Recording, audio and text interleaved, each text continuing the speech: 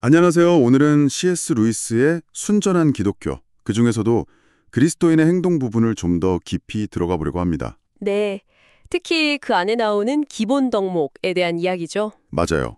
루이스가 원래 이게 라디오 강연용으로 썼다고 하던데요. 여기서 인간 성품의 어떤 핵심 같은 걸 이야기하잖아요. 그렇죠. 당신이 이걸 통해서 또 어떤 새로운 생각을 해볼 수 있을지, 그런 걸 알아보는 게 오늘 저희 목표입니다. 네.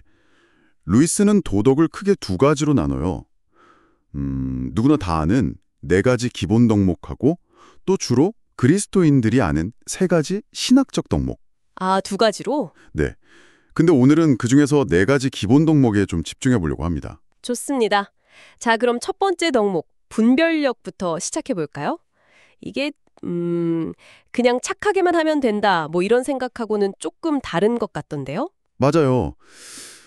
분별력은 단순히 그냥 상식이나 눈치, 이런 거랑은 조금 결이 달라요. 아, 그런가요? 네.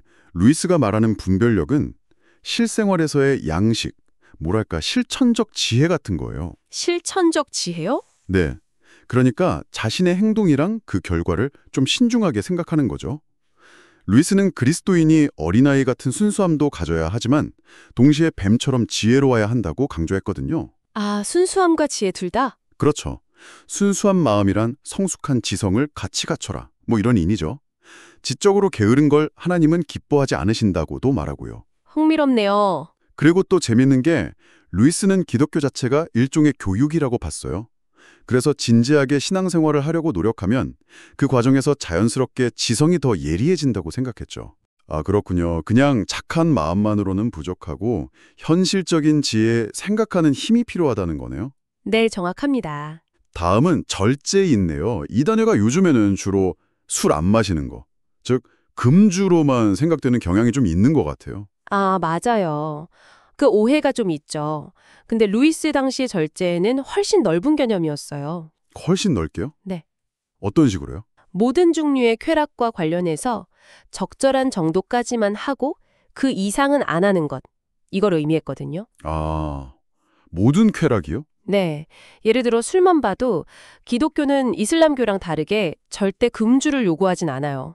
물론 개인적인 이유로 술을 안 마실 수는 있죠. 네네. 하지만 그게 다른 사람을 정죄할 이유는 못 된다는 거예요. 여기서 중요한 건 절제가 단지 술에만 해당되는 게 아니라는 거죠. 아, 술만이 아니라, 그렇죠. 예를 들어 골프나 쇼핑 아니면 뭐 다른 취미 생활에 너무 과도하게 빠져드는 것, 그것도 역시 무절제일 수 있다는 거예요. 그렇겠네요. 루이스는 하나님은 겉모식에 속지 않으신다고 그렇게 지적합니다. 아, 그러니까 어떤 대상이든 그게 뭐든 간에 과하면 문제가 될 수 있다. 이런 통찰이군요. 맞습니다. 균형, 적절한 선을 지키는 거죠. 그럼 세 번째 덕목인 정의는 어떤가요? 우리가 흔히 생각하는 뭐 공정함, 정직함 이런 거랑 관련이 깊을 것 같은데요. 네, 맞아요. 그런데 이것도 단순히 법정에서의 정의, 이런 것만 뜻하는 건 아니에요. 아, 그 이상인가요? 훨씬 넓죠. 정직하게 말하는 거, 공정하게 거래하는 거, 약속 지키는 거, 이런 삶의 모든 면에서의 공정함, 올바름을 다 포함하는 개념이에요. 아, 일상생활 속에서요. 네. 예를 들면 팀 프로젝트 할 때 동료가 한 일을 제대로 인정해 준다거나 빌린 돈 제때 갚고 가게에서 물건값 제대로 치르고 이런 거 전부 다 정의의 실천인 거죠. 와, 생각보다 훨씬 생활에 밀접하네요. 그렇죠. 모든 관계 속에서 각자에게 마땅히 돌아가야 할 몫을 제대로 주는 것. 그게 정의예요. 네, 잘 알겠습니다. 그럼 마지막 네 번째 덕목은 꿋꿋함인데요. 이게 고통을 견디는 용기랑 또 위험에 맞서는 용기, 이 두 가지를 다 포함한다고 하고요.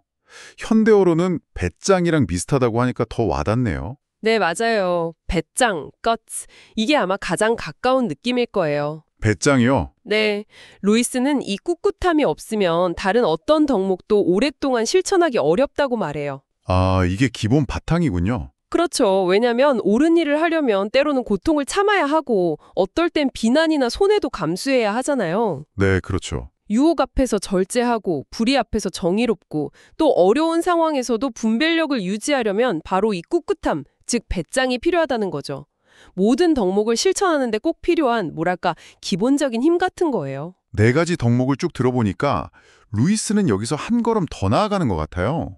이게 단순히 어떤 행동을 하는 것 이상으로 어떤 종류의 사람이 되는 것, 즉 성품의 문제라고 강조했다고요. 이게 왜 그렇게 중요할까요? 아, 그 구분이 정말 핵심입니다. 루이스가 덕목을 단순한 행위가 아니라 성품의 문제로 본 이유는 크게 한 세 가지로 볼 수 있어요. 세 가지나요? 네. 첫째는 행동의 동기가 중요하기 때문이에요.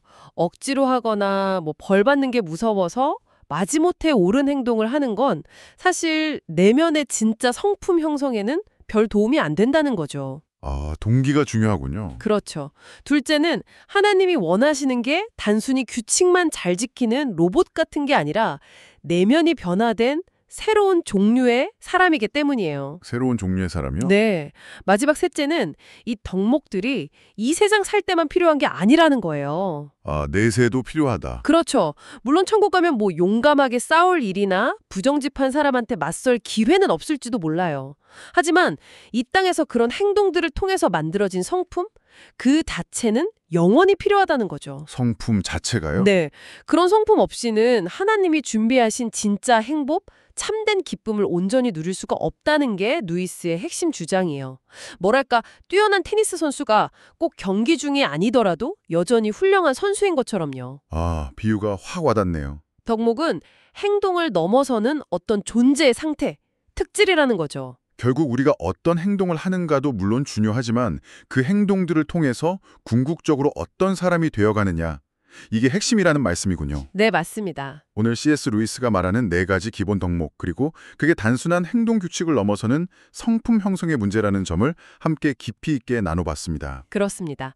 그래서 이 논의를 마무리하면서 이걸 듣고 계신 당신에게 이런 질문을 한번 던져보고 싶어요. 네. 루이스가 행동 그 자체보다 그 행동을 통해 형성되는 내면의 성품을 강조했다는 점을 생각해 볼 때 당신의 매일매일의 그 크고 작은 행동들 그리고 그 뒤에 숨어 있는 동기들을 이제 어떤 시각으로 바라보게 되시나요? 어쩌면 그 작은 습관 하나하나가 모여서 당신을 어떤 사람으로 만들어가고 있는지 한번 성찰해보는 계기가 되면 좋겠습니다.